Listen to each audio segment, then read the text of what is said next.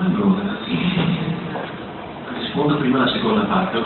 Ovviamente sì, nel senso che anche mi sembra che se ne sia anche accorto qualcuno tra le persone che hanno recensito e criticato il libro, sono accorti di questo aspetto, parlando del fatto che magari si torna anche a parlare di un confronto generazionale, non è l'unico, però è uno dei pochi che torna a parlare di queste tematiche, e di questo si parla anche qui. Le reazioni al libro confermano che c'è una differenza generazionale, in qualche modo c'è ancora, in alcuni aspetti. E poi, ma magari si potesse tornare a parlare, nel senso politico ovviamente ci conosciamo da tempo e sappiamo che teniamo un significato molto alto della parola, ma devi vedere con partiti politici il valore più nobile della parola. Purtroppo ormai è diventata una parolaccia, però sappiamo che qui stiamo parlando del pubblico, cioè di mantenere una parte di sé al servizio del pubblico, non essendo dipendenti statali, ma per il bene del comune.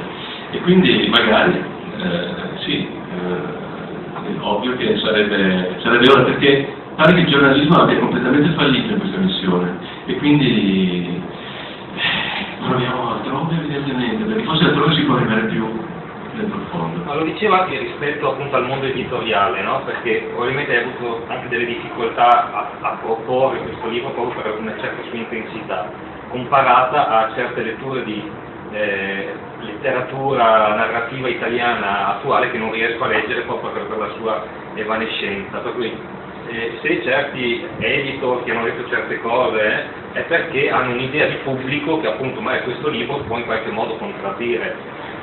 Sì, speriamo che arrivi il messaggio, ma nel caso specifico, senza dire le critiche, c'era una editor che ha editato il libro dicendo che il lettore vuole essere intrattenuto.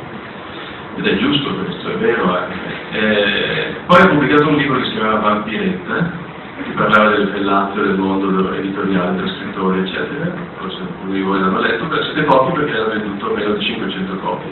E quindi a volte questo diktat che si autoimpongono, persone che non sono cresciute nella cultura del marketing, tutt'altro, però si sono trasformate come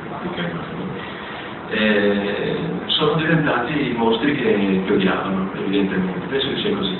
Ma per tornare al punto che mi interessa più oggi del presente specifico, cosa c'è di politico in questo libro? Ad esempio, per tornare alla figura di Ermanno, c'è un po' una riflessione, mi auguro, per chi vuole trovarla, anche del fatto che questa sete di carisma, in cui sono intrisi in questo caso poverini badagnesi, ma sono solo un esempio che si può allargare non solo all'Italia ma in generale a una certa cultura politica, questo desiderio di avere un leader, che nel caso specifico è bello, carismatico, però un po' malandrino per essere gentili, è un problema che si può osservare in questa metafora, se vogliamo, però un problema serio e profondo. Si sente anche da chi non è contento dello status quo attuale, ovunque, non solo in Italia, la ricerca di un leader diverso. E così io trovo che sia una immaturità politica che ci porta indietro di secoli, ad esempio. Quindi questa è una delle...